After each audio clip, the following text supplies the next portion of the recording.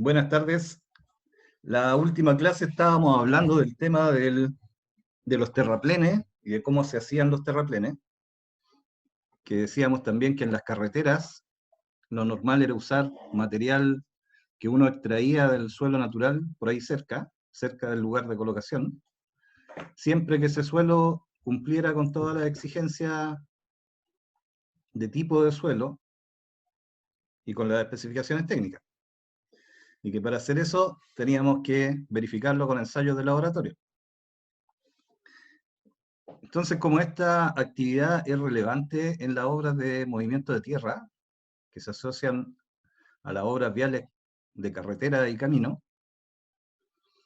especialmente en ese tipo de obras, los movimientos de tierra son más chicos normalmente en los pavimentos urbanos, pero en las carreteras y en los caminos podemos tener grandes movimientos de tierra.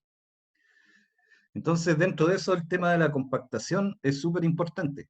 Por eso quería dedicarle esta clase y algo de la próxima en aclarar bien estos conceptos de la compactación que tienen que ver mucho con los suelos, independiente que esto lo complementan ustedes con el curso de mecánica de suelo, de laboratorio.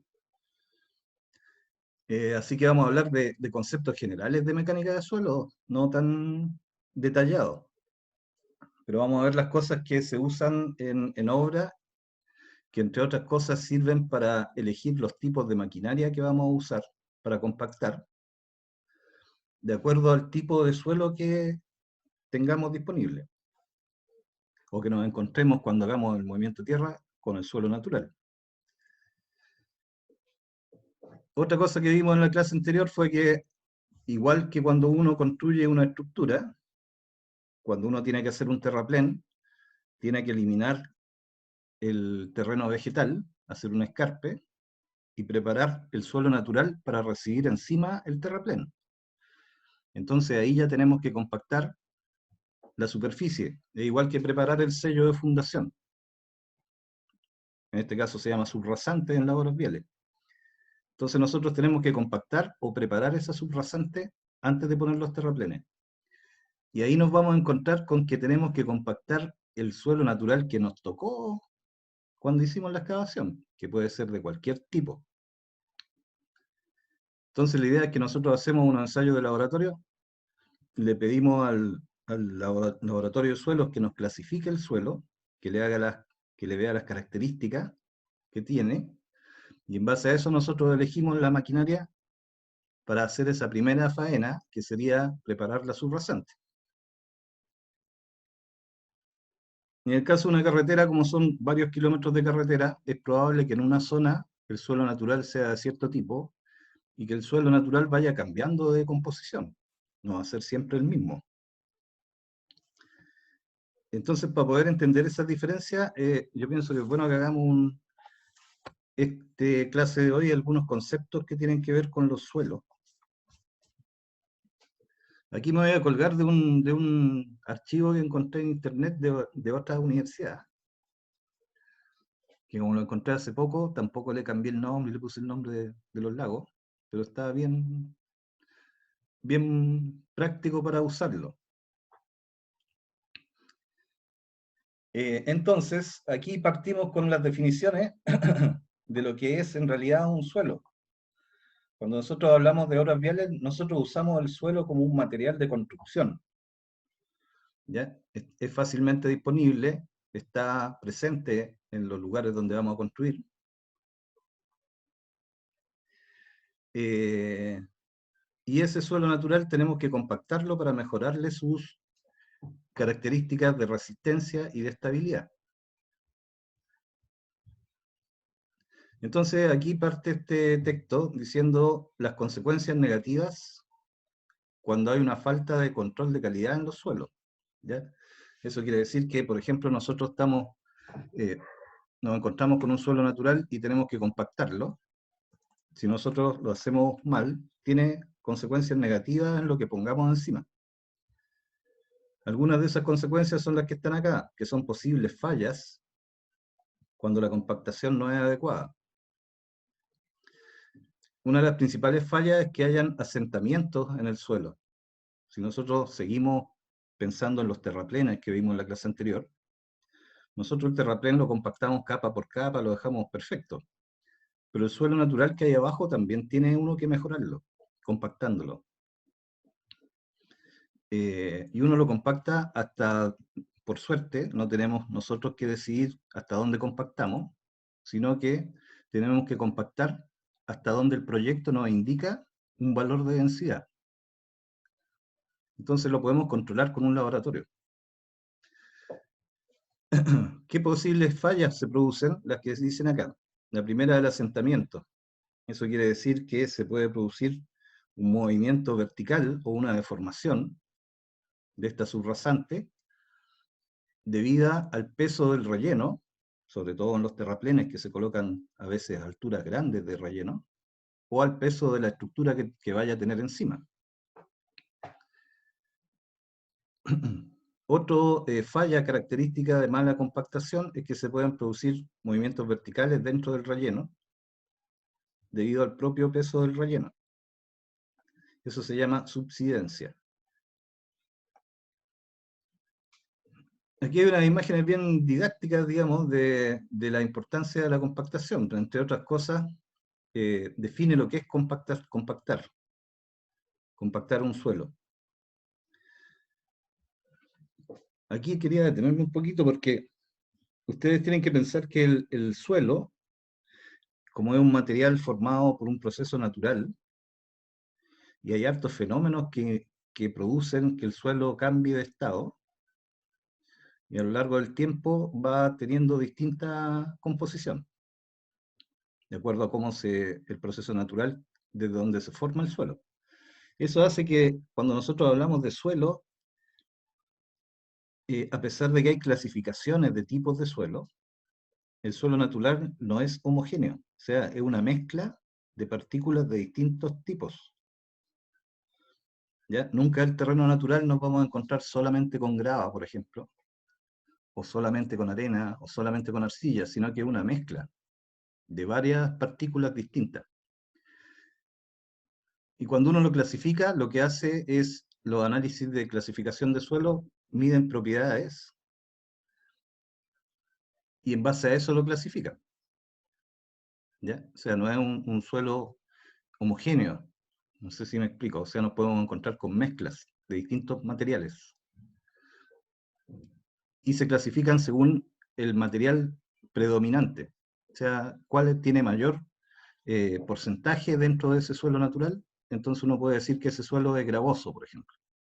O un suelo que es una arena gravosa, o una arena arcillosa. Y así le van colocando nombres y apellidos. Porque tiene más de un tipo de partícula. ¿Ya? Ahora, todos los suelos, o sea, cuando yo hablo de suelos, tienen que pensar en eso, que es una mezcla de cosas, que depende de la humedad que tenga, del tipo de material que lo forme, si es cohesivo o no es cohesivo, etcétera, pero son hartas variables. Lo que sí todos los suelos tienen en común, que al compactarse aumentan la densidad y por lo tanto aumentan las propiedades que busca la ingeniería. O sea, uno obtiene un suelo que tiene más resistencia y que es más estable, que no es tan permeable, le baja la permeabilidad, por ejemplo. Entonces, el objetivo de compactarlo es evitar que pasen estas cosas como en la foto, que aquí hay una imagen de lo que podría pasarle a una obra grande de edificación, cuando está apoyada en un suelo mal compactado, respecto a cómo se comporta en un suelo bien compactado. Y ahí notamos claramente que hay una deformación ahí diferencial en la estructura.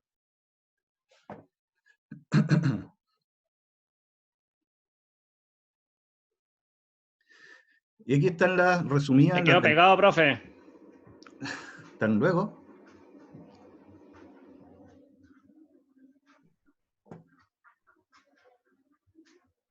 ¿Todavía no te aparece? Ramón, ¿escucháis? Yo escucho solamente a Cristian.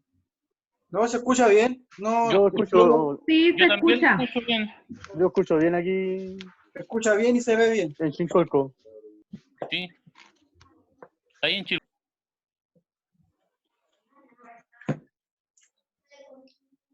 Ya. Ojalá que que mejore la recepción de Cristian. Voy a tratar de no cambiarme mucho de página para que no... ¿Te apareció ya, Cristian? Parece que perdió hasta el audio ahora. Ya, entonces vamos a tener que seguir. Aquí hay un resumen de las ventajas de la compactación. ¿Cuáles son las ventajas? Primero, que aumenta la capacidad de soporte del suelo.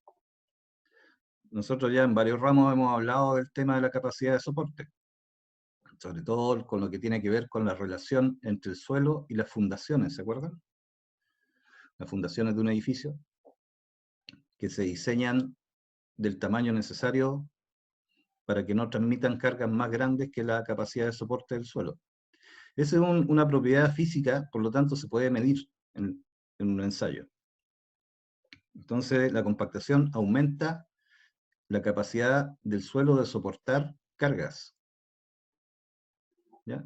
Ahí tenemos dos ejemplos. Lo que está ahí en gris puede ser el mismo tipo de suelo, pero si en el caso de este ejemplo, que está así como del Icarito, en el caso de este ejemplo, el mismo tipo de suelo a los dos lados, pero a este lado no está compactado, por lo tanto soporta en el 5 kilos, 5 kilos por centímetro cuadrado, como ustedes quieran ponerlo. Y ese mismo suelo compactado puede llegar a soportar cargas alrededor del doble respecto a un suelo no compactado. Es como los dos extremos. Reduce los asentamientos del terreno. Los asentamientos son deformaciones del suelo producto del peso que tengan encima. Ahí hay un ejemplo de asentamiento. De nuevo, el mismo tipo de suelo, aquí está, a la derecha está compactado, a la izquierda no está compactado, a pesar de que la estructura es la misma. Si el suelo no está bien compactado, se producen esos hundimientos, que el nombre técnico es asentamientos, que hacen deformarse la estructura. Otra cosa que es importante también es que disminuye la permeabilidad del suelo. ¿En qué nos ayuda eso? En que si nosotros tenemos un suelo que no está compactado y alrededor de una obra, que en el caso de obras viales podría ser un terraplén grande, aquí arriba con una calle o un edificio, si el suelo no está compactado, el agua lluvia que cae alrededor de la zona de la obra se infiltra rápidamente. Entonces eso podría provocar daños si el suelo de aquí abajo es sensible al escurrimiento de agua. ¿Qué ventaja se presenta cuando el suelo está compactado? Que sería la imagen de la derecha. Para cualquier tipo de suelo, la compactación disminuye la permeabilidad. Y eso hace que uno pueda hacer más lenta la penetración del agua, lo que da facilidades para diseñar aquí una obra de agua lluvia. Ya yo puedo darle un poco de pendiente y hacer escurrir el agua y recibirla con una canaleta o con un dren. En cambio, cuando no está compactado, yo no sé por dónde se va a infiltrar el agua. Se puede meter por cualquier parte. Entonces esas son como las tres ventajas principales de cómo mejoran los suelos al compactarlos. Y eso es válido para cualquier tipo de suelo. Ahora, ¿por qué piensan ustedes que se produce este fenómeno de que mejore la resistencia, la capacidad de soporte y que disminuya la permeabilidad entre un suelo en estado natural y un suelo compactado? ¿A qué se puede deber eso?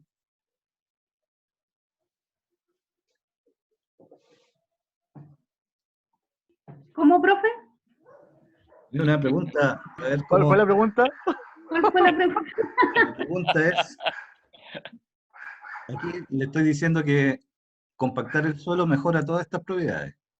Sí. Y eso se debe a una cosa bien sencilla. ¿Qué diferencia tiene un suelo no compactado y un suelo compactado que mejora todo eso? ¿Qué podría ser? O sea, donde se compacta, que no sé, dará más firmeza, más resistencia. Sí, claro, pero ¿por qué? O el esponjamiento, por el esponjamiento, no sé. Ya, pero más sencillo que el esponjamiento.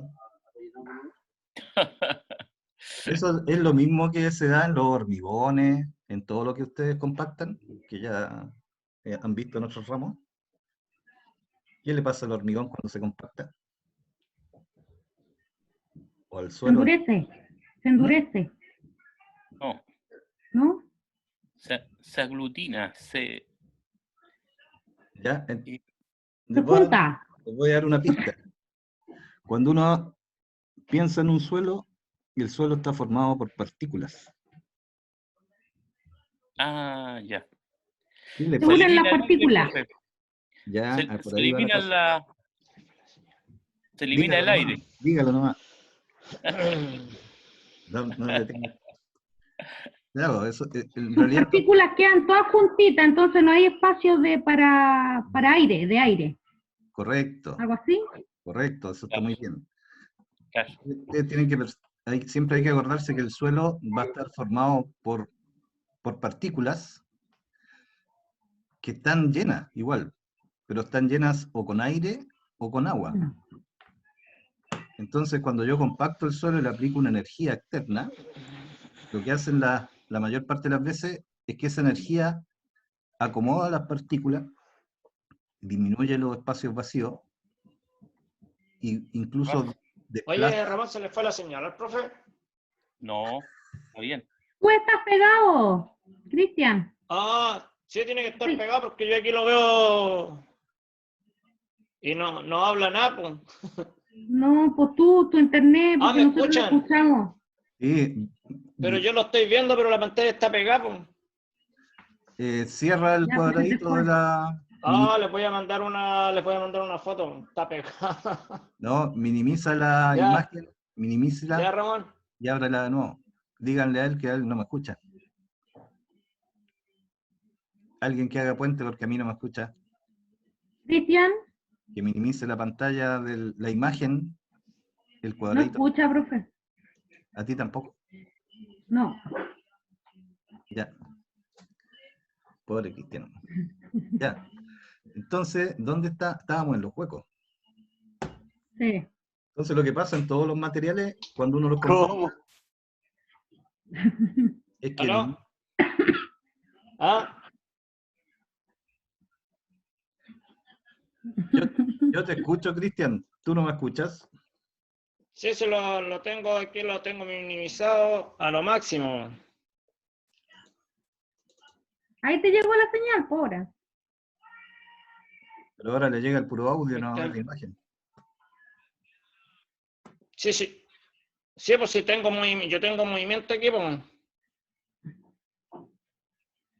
Pero no. No, pues no veo. Está pegado. No, nada. Nada. Veía la foto del profe. Ponte ahora. Está todo desconectado. El Cristian. Cristian, ¿me escucháis?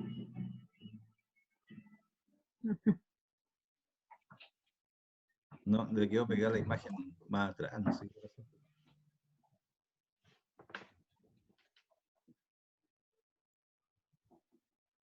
Ya.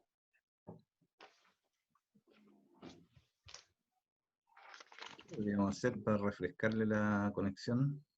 Si me salgo y me conecto o no, no, mejor que no.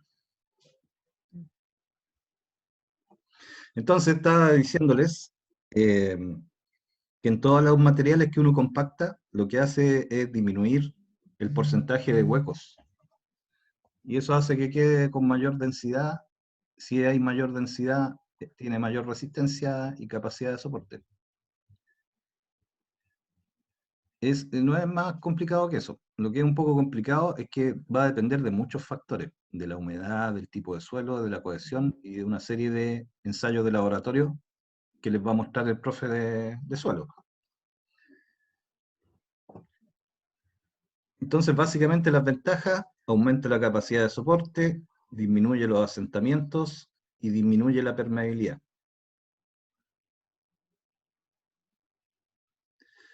Aquí está lo del esponjamiento que decía David.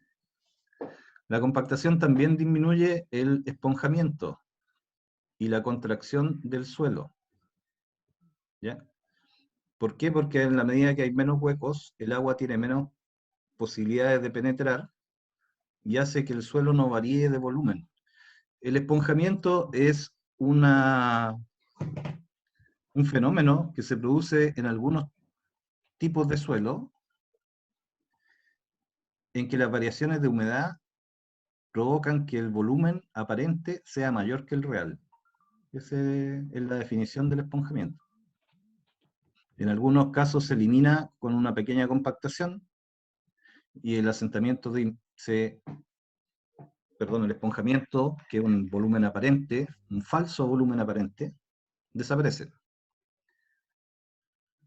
Y aquí hay una ventaja que es indirecta, que se produce debido a que como el suelo es menos permeable, va a tener menos porcentaje de agua libre es distinto que humedad, pero ese es un término de laboratorio también. Y marca el... Entonces, si el suelo tiene menos permeabilidad, tiene menos probabilidades de tener agua en el interior.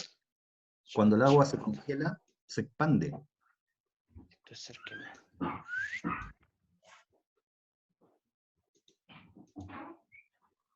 Y eso es dañino para cualquier tipo de estructura o de relleno.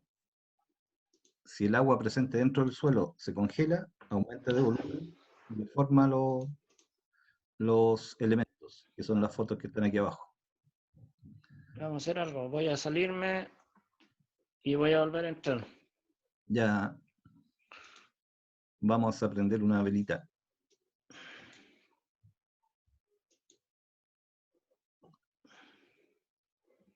Voy a salir y voy a volver a entrar. Ya, Cristian. Ya.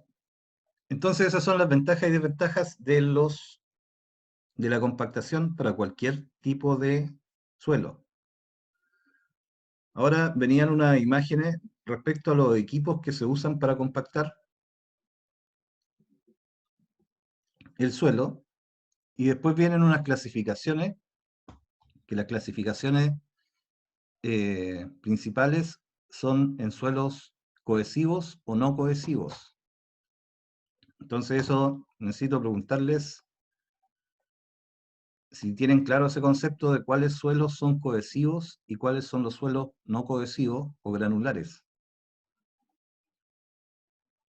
No, profe, por favor, se los puede decir.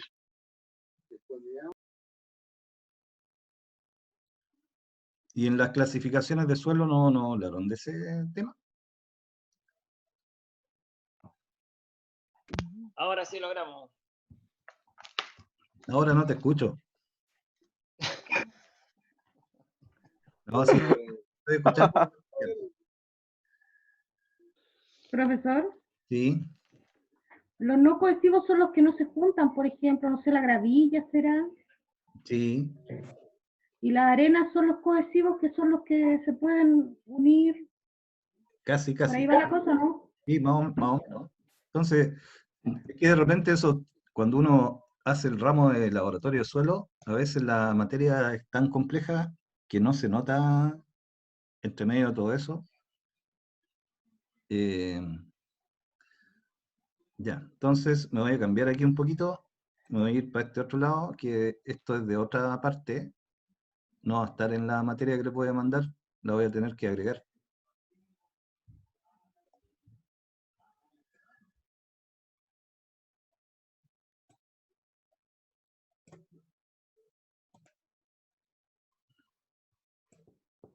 Ah, se me agranda. Estoy teniendo problemas aquí con mi pantalla. Pero ahí se ve bien. Eh,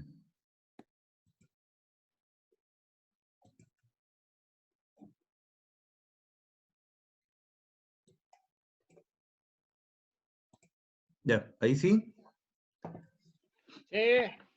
Ya, entonces aquí vamos a hacer un pequeño resumen de los suelos. Como estábamos hablando que los suelos naturales van a tener distintas propiedades de acuerdo a cómo están hechos.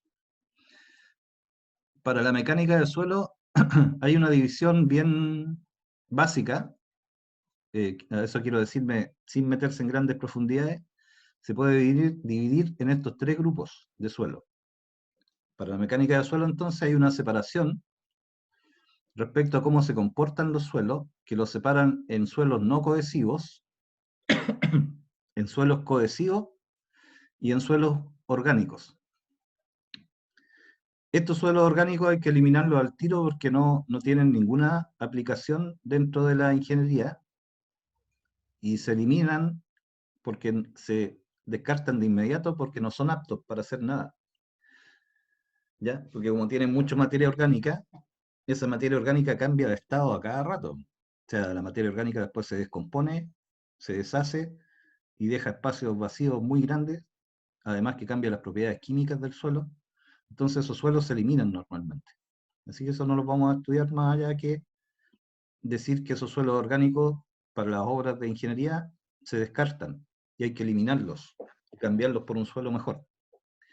Entonces el resto de los suelos que vamos a usar, básicamente, o sea, una recomendación, cuando nosotros estudiamos máquinas de compactación de suelo, siempre los manuales de los fabricantes y los libros te van a recomendar máquinas para suelos no cohesivos y otras máquinas para suelos cohesivos. Entonces yo voy a hablar de esta clasificación nomás, a pesar de que hay como 10 clasificaciones chicas, pero esta es importante para el ramo mío. Entonces, los suelos no cohesivos es cuando el suelo está formado por partículas que no se juntan entre ellas por sí solas, ¿ya? Las partículas se pueden juntar por distintos motivos. Los no cohesivos, que corresponden normalmente a las gravas y a las arenas, puede que se acomoden las partículas entre sí, pero no tienen tendencia a pegarse a sí mismas, como en los suelos cohesivos. Entonces dice acá la definición que estas partículas no tienden a juntarse ni a adherirse. Las partículas son relativamente grandes. También se llaman suelos granulares o friccionantes. Y dentro de esta clasificación están las gravas, de mayor a menor, las arenas y los limos. Esos suelos, la mecánica del suelo dice que no son cohesivos. A pesar de que la arena es mucho más fina que la grava, en términos de mecánica del suelo, la arena son partículas gruesas. Porque la mecánica del suelo estudia partículas que son más chicas que el polvo, que el talco, por ejemplo. Eso es fino para mecánica del suelo. Las arenas están en el límite, están tiradas para el lado de los suelos gruesos. Las gravas con mayor razón. Y los limos es un material fino, que puede ser tan fino como la arcilla, o sea, es casi como un talco, pero también son no cohesivos. Es decir, que si uno los mantiene secos, se separan unos de otros. Pero son tan finitos que con un poco de agua se juntan, se mantienen juntos. Pero no es que se peguen entre sí. En cambio, los suelos cohesivos tienen partículas muy pequeñas y ahí las partículas se pegan entre ellas. Vamos a ver de nuevo los suelos no cohesivos. Los no cohesivos, como la grava y la arena, que se llaman granulares también, cuando uno los compacta y elimina los espacios vacíos, las partículas se traban. Como en realidad nunca son redonditas, la forma de las partículas hace que se traben unas con otras. Y podrían tener cierta resistencia y no desmoronarse de inmediato. Pero es porque las partículas se traban entre ellas, por una cuestión física. En cambio, en los suelos cohesivos, lo normal es que tengan una gran concentración de partículas muy finas, y esas partículas tienden a pegarse porque cuando están en contacto con el agua, además de que pueden trabar las partículas, se produce una reacción química con el agua y el material que está formado, estos suelos finos, se forma una pasta que se pega entre ellas, y en el fondo esa pasta rodea las partículas Es como si las partículas finas fueran la harina y las partículas más grandes fueran la fruta confitada de un pan de Pascua, algo así. Entonces, cuando uno agrega agua, se forma una reacción química que pega las partículas entre sí. Y además las partículas son todas finas, o mayoritariamente finas. Entonces, esa es la típica que es la arcilla. Un ejemplo típico que es un suelo casi completamente formado por materiales muy finos, que en presencia de agua tienen una reacción físico-química que le cambia las condiciones. Eso hace que los suelos que son arcillosos, cuando están con mucha humedad, se vuelven como una pasta, ¿no es cierto? Si uno pisa ese barro arcilloso, es tanto lo que se pega entre sí que si uno levanta el zapato sale con un zapato de astronauta de puro barro, ¿cierto? Ese es un suelo muy cohesivo. Y tiene el problema que cuando se seca, se contrae y se parte.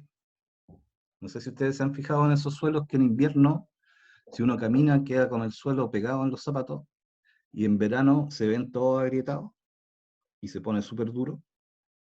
Ese es un suelo más arcilloso que nada. Esas son las arcillas expansivas, profe. Hay arcillas que son, o sea, es re complicada la teoría de los suelos cohesivos en la mecánica de suelo, porque hay algunas arcillas que son cohesivas, pero que no se expanden tanto con el agua. Y hay otras que tienen que son muy peligrosas, que se llaman arcillas expansivas, porque las deformaciones que tienen cuando se saturan son muy grandes. Y cuando se secan, se contraen muy rápido. Entonces eso provoca que cuando se expanden te pueden romper el pavimento y cuando se secan, baja y queda un hoyo. Y ahí termina de romperse más la estructura que hay arriba. ¿Qué ha pasado? Que han tenido que demoler casas aquí en San Antonio porque los suelos no fueron bien tratados y eran arcillas expansivas. Me acuerdo que hubieron unas construcciones de Serviu ahí en Bellavista que las tuvieron que demoler por un problema de suelo. Ahí habían estas arcillas expansivas que dice Ramón. Y hay otras arcillas que se tratan, si uno las compacta bien y no son expansivas, sirven de suelo de apoyo, o sea, se pueden mejorar al compactarlas. Entonces, aquí, en resumen, después de todo eso, que a lo mejor me alargué mucho, ustedes cuando escuchen suelo no cohesivo, tienen que imaginarse que es un suelo granular, que las partículas funcionan porque se traban unas con otras. Y normalmente son partículas más gruesas. Considerando así que la arena también se considera como una partícula gruesa en mecánica de suelo. En cambio, los suelos cohesivos están formados por partículas más finas que tienden a que el suelo se pegue entre sí. O sea, la unión de las partículas no es porque estén trabadas, sino porque están pegadas. Y se pegan o se despegan, o sea, se mantienen siempre pegadas. Pero si se le agrega una mayor cantidad de agua, tienden a expandirse, porque absorben esa agua y no la dejan salir. Y cuando se secan, se contraen. Ese es el problema de los suelos cohesivos.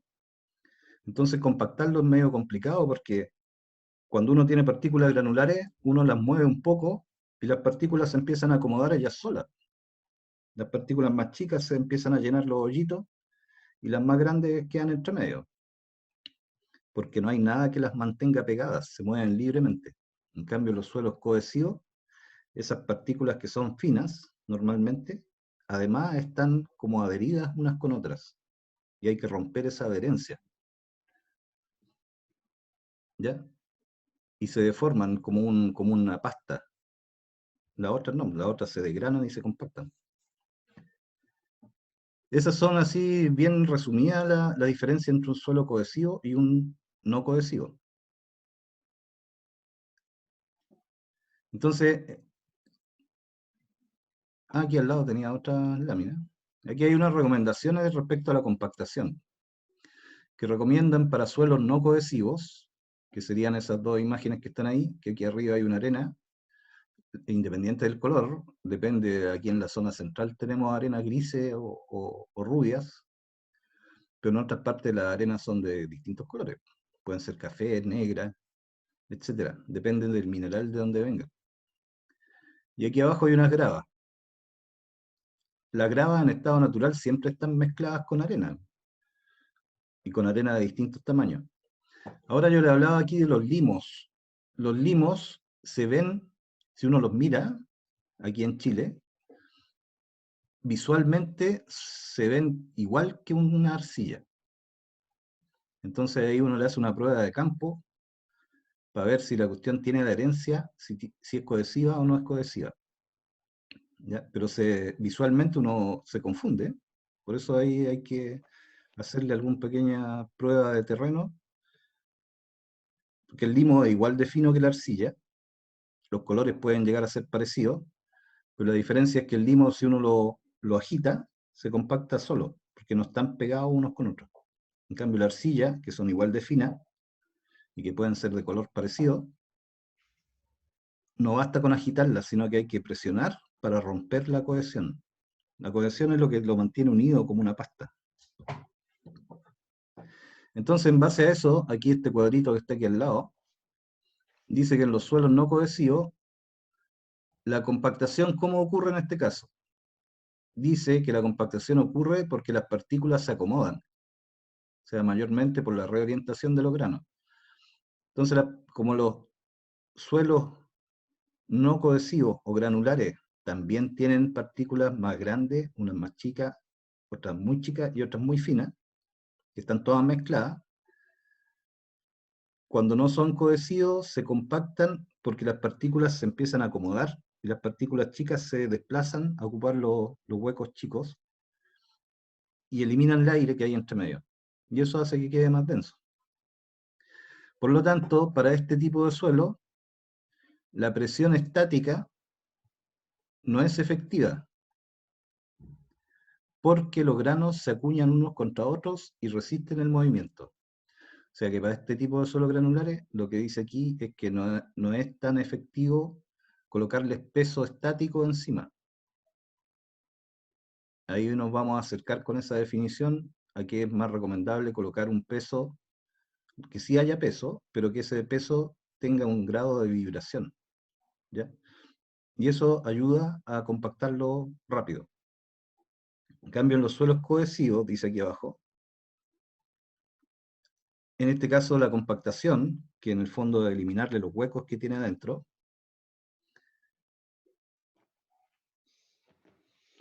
se produce porque también se acomodan las partículas y porque rompe la unión que hay entre las partículas, que es una unión físico-química, es una pasta que hay entre medio. Entonces esta compactación se logra con una fuerza que sea lo suficientemente grande para romper la cohesión. Y ahí recién las partículas se pueden acomodar libremente. Entonces en este tipo de maquinaria, o sea, en este tipo de compactación, necesitamos una energía mayor, aplicar una energía mayor, que igual puede ser peso y vibración, pero tiene que ser mayor que la que aplicaríamos en un suelo granular, para poder romper la cohesión. Y ahí hay algunas imágenes, bueno, aquí al lado hay una imagen de una excavación en un suelo cohesivo. Ahora, depende para qué uno lo quiera. Si uno el suelo lo quiere para relleno, lo ideal es que sea un suelo que no sea muy cohesivo, porque es fácil de compactar, y que tenga presencia de material fino, grueso y arena, por ejemplo, o limo. Porque eso lo voy a compactar bien. Pero en cambio, si yo estoy haciendo una excavación, es más fácil hacer estos cortes verticales o con poca inclinación cuando el suelo tiene cohesión. ¿Ya? Entonces, que sea cohesivo o no cohesivo no significa que sea bueno o malo, sino que depende para qué lo voy a usar. Si yo tuviera un suelo que fuera mayoritariamente granular, sería inseguro hacer una excavación. ¿Se alcanza a ver la zanja que hay aquí o no? En esta imagen chica. Que hay una zanja con paredes más o menos verticales. Sí. Ese ángulo se puede sostener de una manera estable cuando el suelo tiene cohesión. En un suelo ¿Qué es la granular, luz? esa inclinación del talud lateral se desmoronaría. Claro. Entonces, ustedes no tienen que pensar que los suelos cohesivos son malos, sino que sirven para ciertas cosas y para ciertas otras cosas es mejor un suelo granular. Depende para qué lo voy a usar. Para los terraplenes se usan materiales, ojalá, con poca cohesión. Lo otro que en la realidad, el suelo nunca es 100% de un tipo y 0% del otro. Eso no se da en la naturaleza. Entonces, las clasificaciones de suelo determinan si el suelo, por ejemplo, si un suelo tiene características en un 80% cohesiva y en un 20% tiene suelo granular, igual uno dice que ese suelo se comporta de manera cohesiva, pero no es que sea 100% de un tipo, o sea, siempre hay mezclas. Por eso hay tantas clasificaciones, tantas letras en las clasificaciones de suelo, que analizan qué porcentaje de granular tiene respecto al porcentaje de suelo cohesivo. Y ustedes se han visto en las calicatas, por ejemplo, normalmente están por estratos. Y hay una capa que es un suelo arcilloso, que a lo mejor a 1 metro de profundidad sale grava, y que más abajo sale otro tipo de suelo. Entonces siempre hay que adaptarse a lo que aparezca en la obra.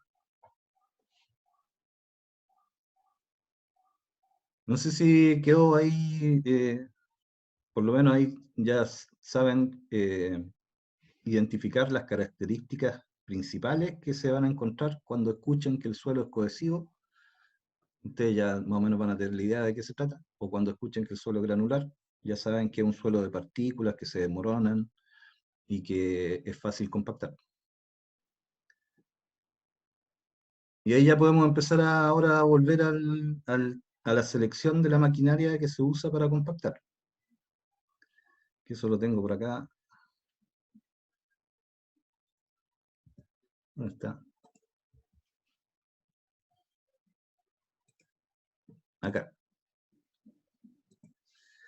Entonces ahora vamos a hablar acerca de los métodos de compactación. Métodos para compactar el suelo.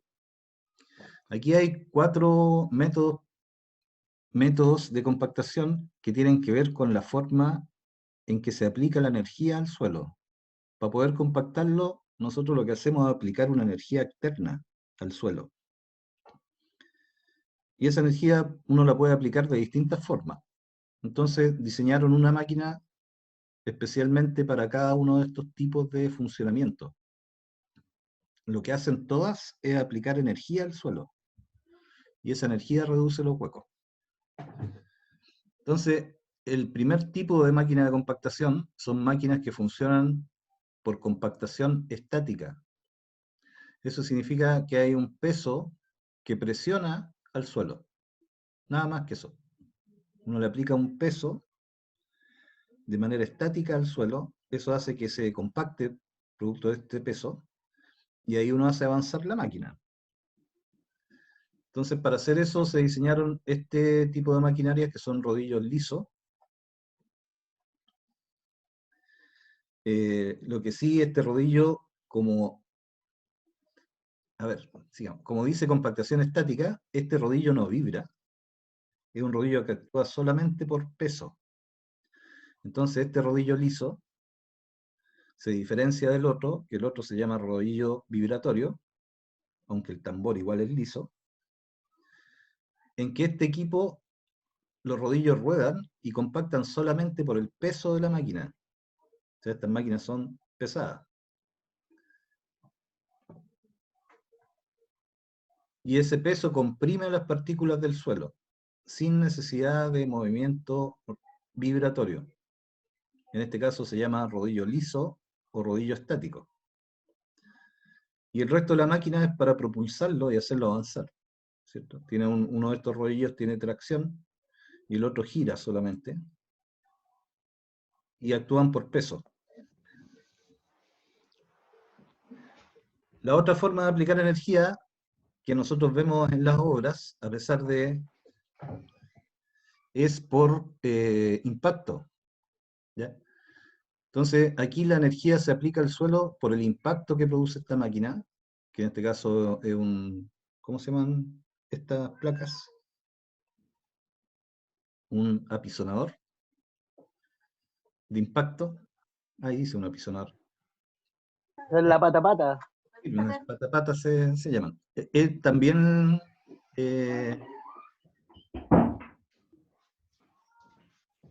esto se usa más que nada en obras de edificación. Para hacerlo en una superficie grande, también hay máquinas que producen este impacto, pero lo hacen a través de otros mecanismos. Ya, entonces en este caso la compactación es producida por una placa apisonadora que golpea y se separa del suelo a alta velocidad. O sea, estos mecanismos que tienen los apisonadores hacen que la placa se separe, se levante respecto al suelo y después baje de nuevo a una frecuencia bien alta. Entonces no necesita tener un gran recorrido. Ya, No los necesita pata pata. en todo el suelo. Claro, un pata a pata. Y ese impacto ayudaría, por ejemplo, a romper la cohesión de un suelo cohesivo. Ahora, tampoco funciona bien cuando el suelo es arcilloso y tiene mucha humedad, porque el patapata se entierra y ya no sale de vuelta. Otro método es la compactación por vibración. Aquí el más típico es la placa compactadora, que es de distintos tamaños y distinto peso, que lo que hacen es acomodar las partículas a través de una vibración del suelo. ¿Ya? Eso se hace con esta placa igual tiene un pequeño recorrido que es milimétrico, pero es tan alta la frecuencia, tan rápido lo que sube y baja, a pesar de que sea un par de milímetros, que esa vibración se transmite al suelo y eso hace que las partículas se acomoden entre ellas y empiecen a compactarse. Y se empiezan a eliminar los huecos y desplaza algo de la humedad interior. Además de la placa, en esta clasificación también entra el rodillo vibratorio. ¿Ya? Profe, ¿es para material cohesivo ese? Ahí lo vamos a ver, para no son, Ya. sirve para las dos cosas, pero se comporta mejor en un caso que en el otro. Tiene mejor rendimiento en un tipo de suelo que en el otro. Por ejemplo, el patapata es bien extraño porque según la definición, este equipo de compactación serviría para los suelos cohesivos porque rompe la cohesión entre las partículas. Pero como la placa es tan chiquitita, si el suelo es muy cohesivo, tiene la tendencia a quedar el patapata enterrado en la arcilla. O sea, da un salto y no lo podéis sacar después. La arcilla lo chupa. Entonces, como principio funcionaría, pero en la práctica no funciona bien para los suelos cohesivos cuando tienen mucha humedad. El vibro-bisón se usa mucho en canales de alcantarillado. Sí, también por el espacio disponible. Claro. Hay que tener cuidado cuando los suelos son desmoronables, sí, porque también la vibración se transmite en los laterales. Entonces le estaba diciendo que dentro de esta clasificación de compactación por vibración también está el rodillo vibratorio. El rodillo vibratorio, no sé si, bueno, uno siempre lo ve en las obras de pavimentación, que uno cacha que el rodillo es vibratorio porque hace vibrar toda la cuadra cuando pasa. En el fondo se ve parecido a esto por fuera, pero además de que el rodillo circula, tiene un mecanismo excéntrico adentro que hace que el rodillo además vibre. Entonces vibra el suelo y tiene un gran peso encima, es una combinación. Pero el rodillo vibratorio, que es otra máquina, no es el rodillo liso, entra en la clasificación de compactación por vibración. Por eso aquí dice en el ejemplo, placa o rodillo vibratorio. Esta es una placa vibratoria.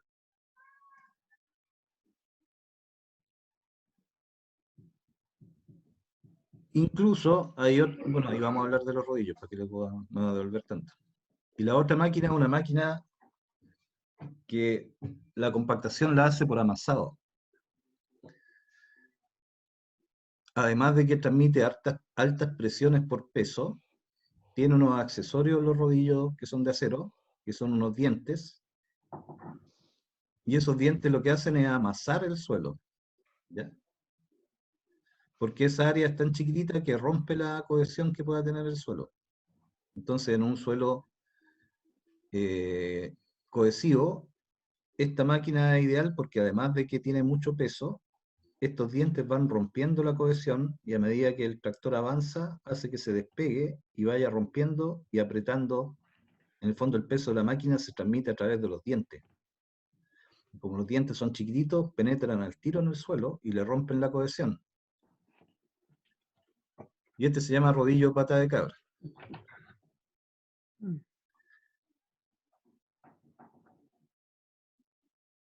Y aquí ya vienen las recomendaciones de la selección de la maquinaria. Lo de los ensayos me lo voy a saltar mientras, porque eso ya lo conversamos en la clase anterior.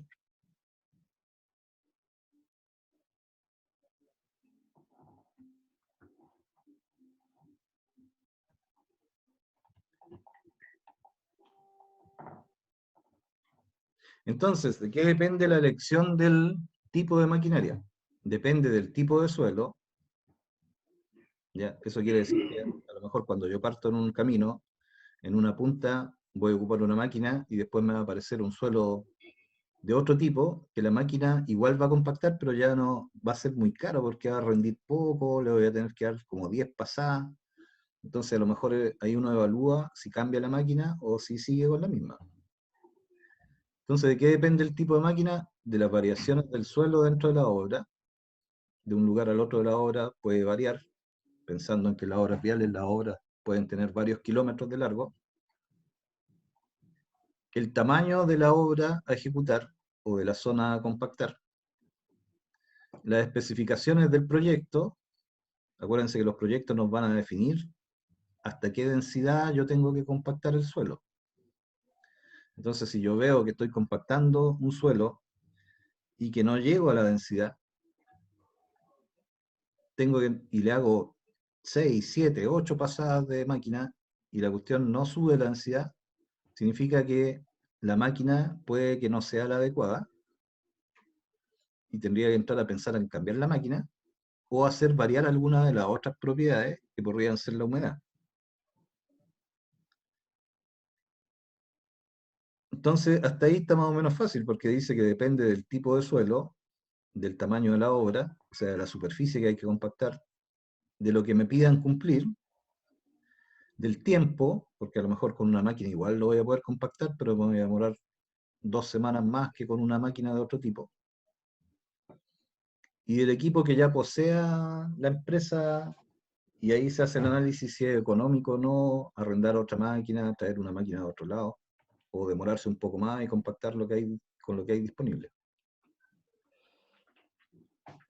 Entonces estas son recomendaciones que recomiendan que para suelos granulares, ¿ya? Nosotros ahí por eso les quise mostrar primero cuáles eran los suelos granulares. Estos suelos se compactan mejor por vibración. Ojo que ahí dice mejor. No dice que no se pueda compactar con otra máquina, sino que esta máquina es la que tiene el mejor rendimiento. Se compactan mejor por vibración. La vibración reduce las fuerzas de fricción, ¿ya?, que hay entre las partículas y hace que se metan libremente las más chiquititas en los huecos y vayan aumentando la densidad.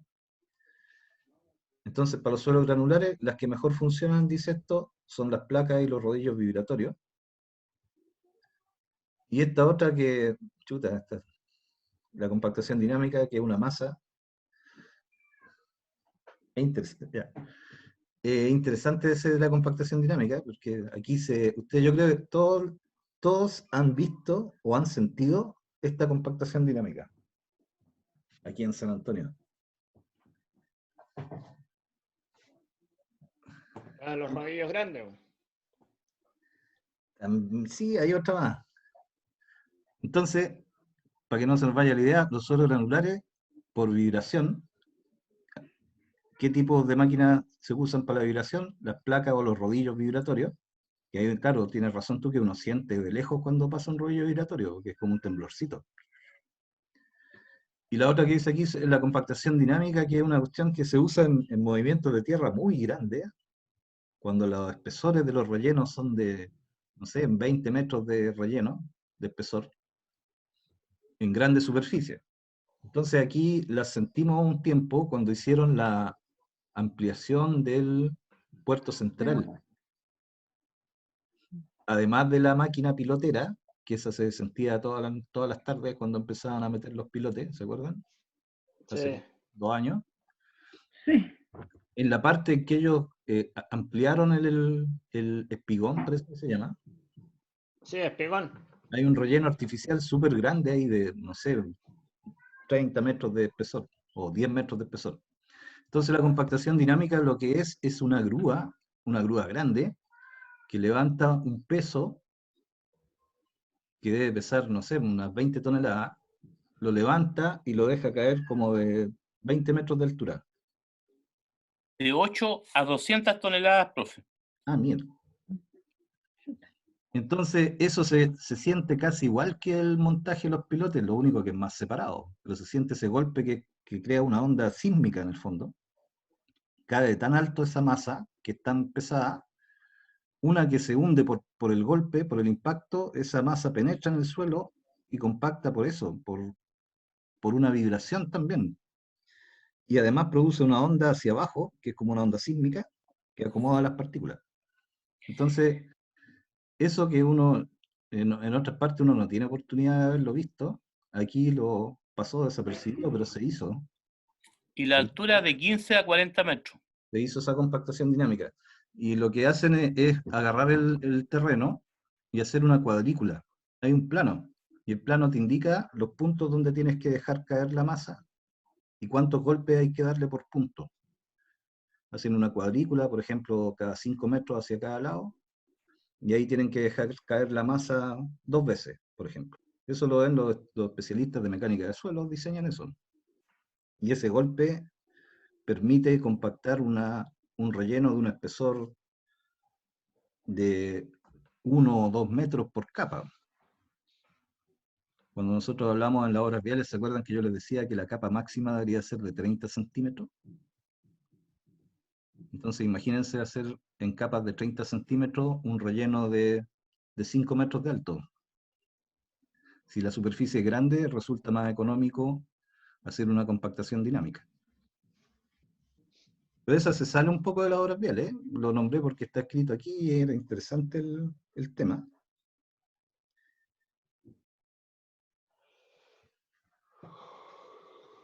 Parece que no era muy interesante porque se pegaron al medio bostezo. Te veo. Ya, ¿Qué pasa, compadre Cristian? digamos. Aquí estamos, po. Entonces, Tengo mala la señal, po. pero a ver, déjame ver si, no sé, aquí estoy grabando, ¿no? Porque se me va negro de repente la pantalla, po. No, pero ahora estoy Lo grabando. escucho.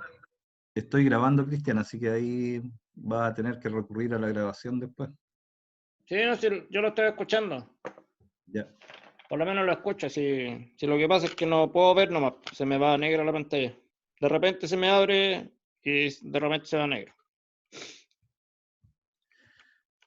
Entonces, ahora que ya hablamos de los suelos granulares, que estos se compactan bien por vibración, los suelos cohesivos, en cambio, que yo les dije que era como una masa que trata de pegarse entre ellas, y queda pegada en los equipos de compactación también, en este caso se compactan mejor, no significa que no se pueda compactar con otra máquina, sino que se compactan mejor por amasado o por impacto, o por una combinación de las dos.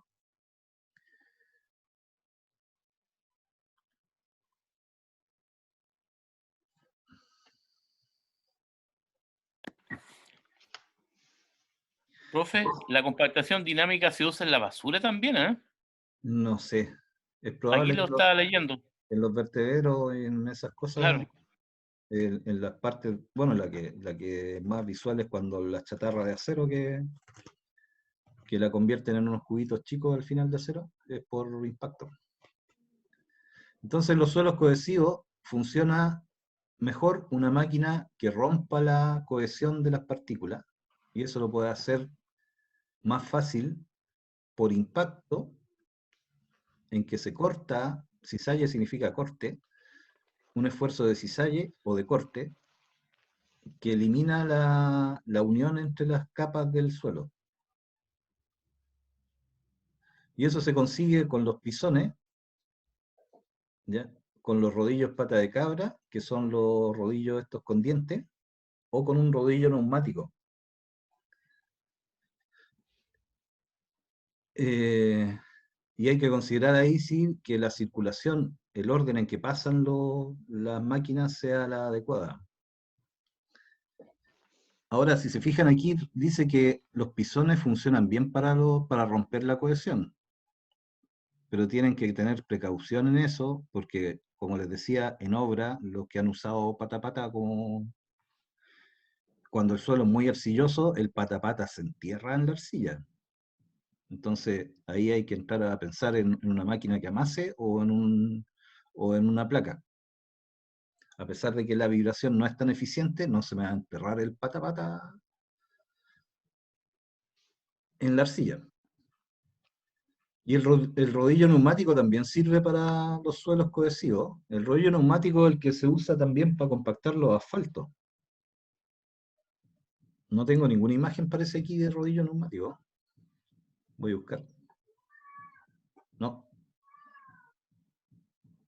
Pero ¿han visto cuando compactan los asfaltos que primero le pasan el rodillo liso y después le pasan un rodillo que tiene como hartas ruedas neumáticas? Sí, de caucho. Ese es el rollo neumático. Entonces, ese produce un efecto de amasado, porque no es un rodillo completo, sino que son neumáticos que están en ruedas separadas unas de otras.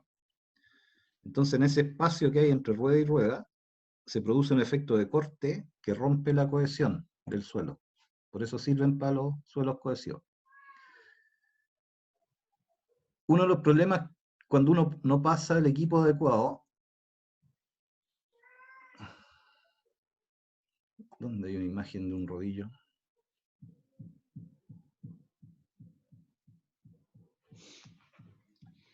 Por ejemplo, cuando uno tiene un suelo que es cohesivo, incluso puede ser que la capa superficial sea de un tipo y que un poco más abajo haya un suelo cohesivo. Si uno lo compacta, o sea, se nota, por ejemplo, cuando uno pasa el rodillo liso para compactar, que los viejos dicen que el suelo se empieza a acolchonar. No sé si han escuchado los que han estado en obras de pavimentación o de compactación. Uno pasa el rodillo liso y ve que el suelo como que se empieza a ondular así, sube y baja, igual que si fuera un colchón. Como una ola. Claro, como una ola. Eso significa que el rodillo liso está tratando de compactar, pero como funciona por peso y un poco de vibración incluso, cuando no puede romper la cohesión del suelo, el suelo se deforma y después sube de nuevo. Y uno ve que el rodillo va pasando y va dejando que el suelo se va ondulando, como si fueran olitas. Y es re difícil subirle la densidad.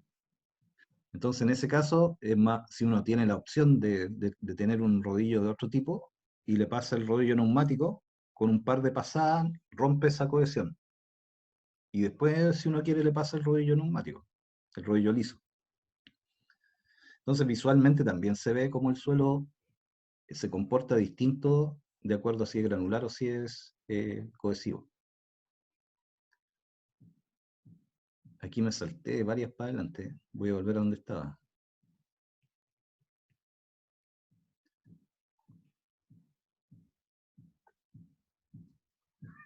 Ya, entonces después de elegir la máquina, cuando uno está compactando una superficie grande, por ejemplo, uno tiene que compactar 10 kilómetros de carretera o tiene que compactar a lo mejor el relleno, aquí que hay harta galpones industriales, aquí normalmente se hacen rellenos grandes para habilitarlo y convertirlo en industria, ¿cierto? En lugares para copiar contenedores. Ustedes se han fijado que cerca de San Antonio hay varias obras de esas que primero hacen unos rellenos súper grandes para crear una plataforma horizontal y ahí después colocan los galpones y los contenedores. Incluso han rellenado algunas quebradas por ahí que no sé cómo lo hacen, pero lo hacen. Entonces, en ese tipo de obras en que hay superficies muy grandes que hay que compactar, es recomendable lo que sale acá de hacer compactaciones de prueba. ¿Ya? Entonces, uno, para no tener que estar tomando muestras tan seguido, o para tener la seguridad de poder sacar la cuenta de cuánto se va a demorar uno en compactar, ¿va? ¿Se había salido, Ron? Lo que se hacen son pasadas de prueba, compactaciones de prueba. Entonces uno, cuando recién llega una obra de ese tipo que es grande, uno, independiente de que tenga ensayos de laboratorio y recomendaciones de las máquinas, imagínense el caso que tienen esa máquina no tienen otra posibilidad. Entonces ustedes quieren saber cuántas veces van a tener que pasar la máquina para poder saber cuánto se va a demorar la máquina en terminar la compactación.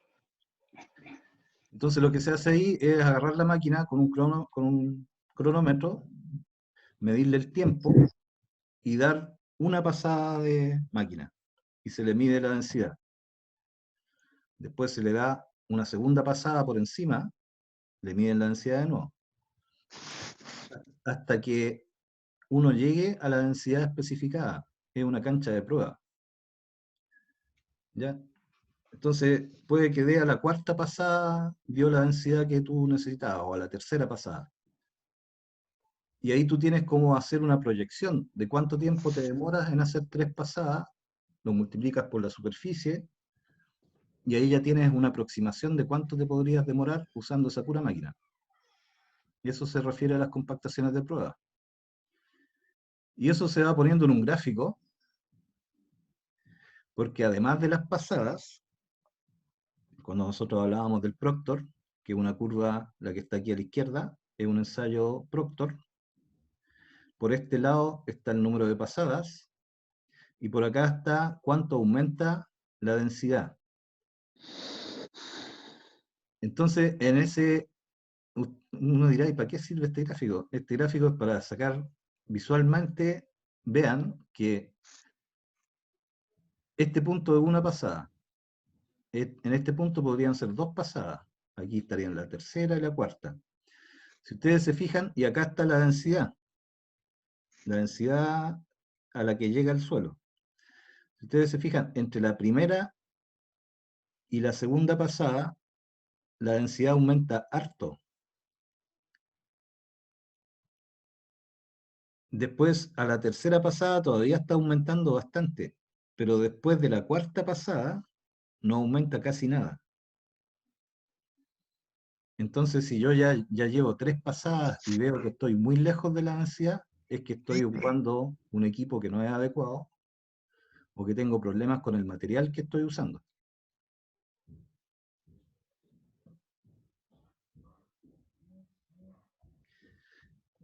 Y lo otro que hay que ir controlando es el porcentaje de humedad.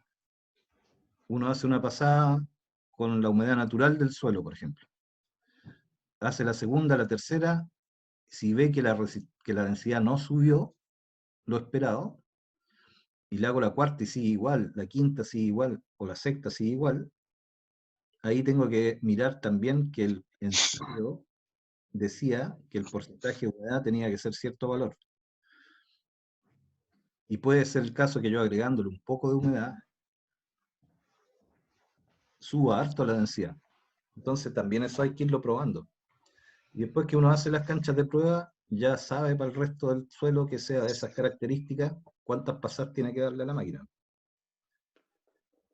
Acuérdense que el tiempo de las máquinas es lo que condiciona los costos. Entonces, en base a todo lo que hemos hablado, aquí hay unos resúmenes que dicen que el rodillo liso funciona muy bien en las gravas y arenas mecánicamente estables.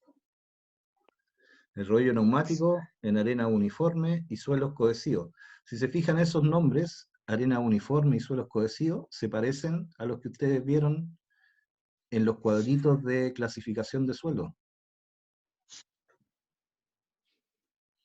Los rodillos pata de cabra, perdón, se utilizan en suelos finos con humedades alrededor de... ¿Qué pasó? No sé, a alguien se le cayó el micrófono. Sí, parece.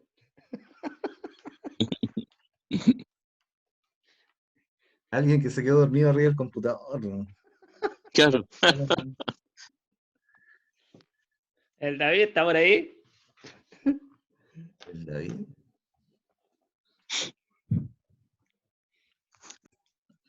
Entonces le estaba diciendo que hay unas recomendaciones para cada tipo de equipo. Aquí hay otra cosa importante, esto que dice aquí.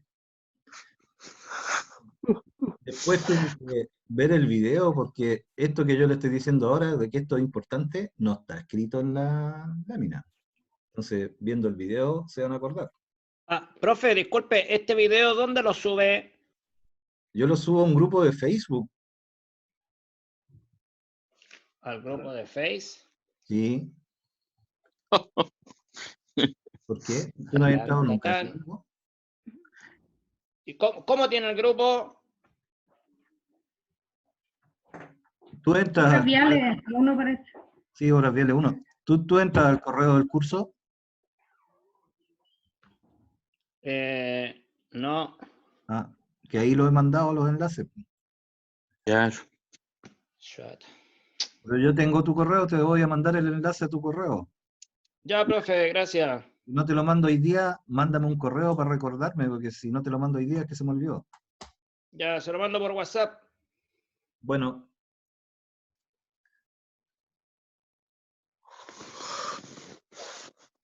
Ya. Entonces, como les decía, echando la grabación de nuevo. Esta nota que sale aquí, donde estoy moviendo el cursor, es súper importante, porque dice que la densidad de un suelo que uno está compactando disminuye con la profundidad al aumentar el espesor de la capa. Y esta disminución no influye en capas de hasta 20 centímetros. O sea que con 20 centímetros yo estoy seguro que cuando lo compacte, estoy compactando todo el espesor de la capa. Si yo le paso un rodillo, por muy pesado que sea el rodillo, pero hago una capa de 50 centímetros, me va a quedar bien compactado los 30 primeros centímetros. Y los de abajo no me van a quedar bien compactados. Por eso se va haciendo los rellenos por capa. Y si yo por alguna razón muy especial quiero hacer una capa más grande, tendría que traer la media máquina, más allá de las que se fabrican normalmente, como podría ser la que hacen por compactación dinámica. Pero eso no es normal. Lo normal es que yo use las máquinas que son habituales, que tienen buen rendimiento, pero que haga las capas de relleno de 20 o hasta 30 centímetros de espesor, no más allá que eso. Para que toda la capa quede bien compactada. No saco nada con compactar bien por encimita y que abajo el resto del espesor de la capa se me esté deformando. Quiero comprarle un delivery a los kibos. ¿Sabéis que no podéis? Pues, capaz que Pero me- si el delivery a los kibos, si volvió. Pero Lo sabéis mismo que para no acá. podía, ¿no? Sí. Anda a hablar con tu papá. ¿Y qué querés que me pregunte a mí? Ya, pues no me diría la pelea si son tus cosas. Ya. Entonces, en general, dice, se considera que mientras más pasada, mejora la densidad, pero es más lento ese aumento cuando voy ya en la tercera o cuarta pasada. De ahí para arriba aumento cada vez menos.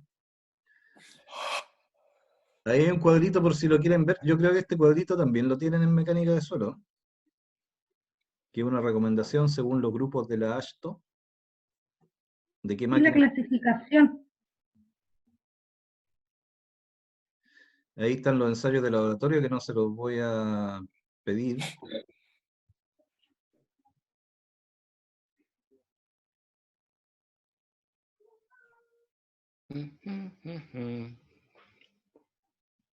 Y eso sería.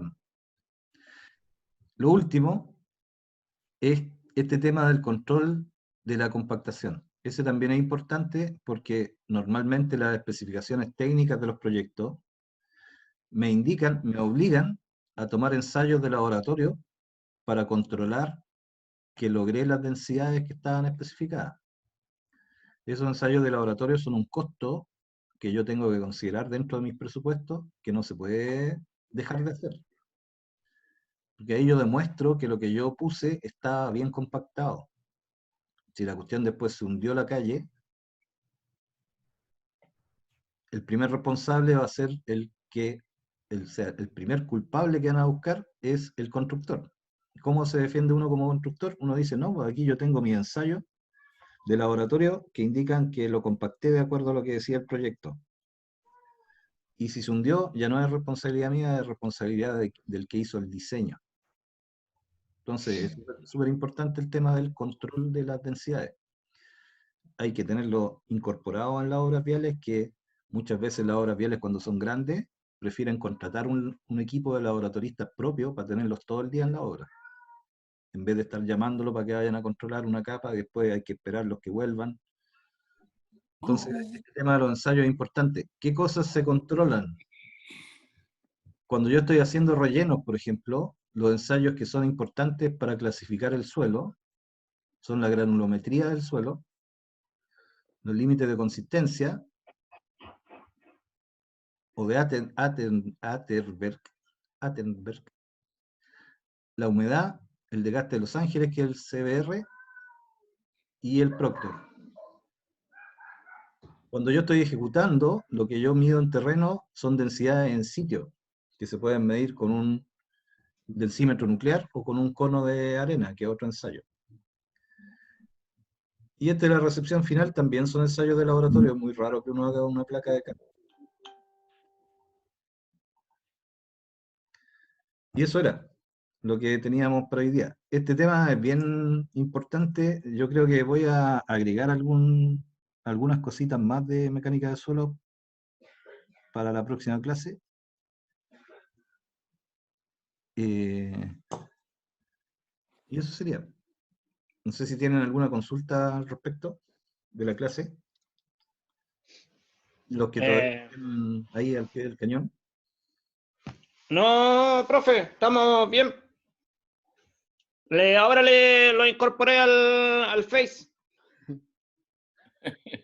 Ya, te tengo que aceptar la invitación. No, me dice que está inscrito. La solicitud. Es una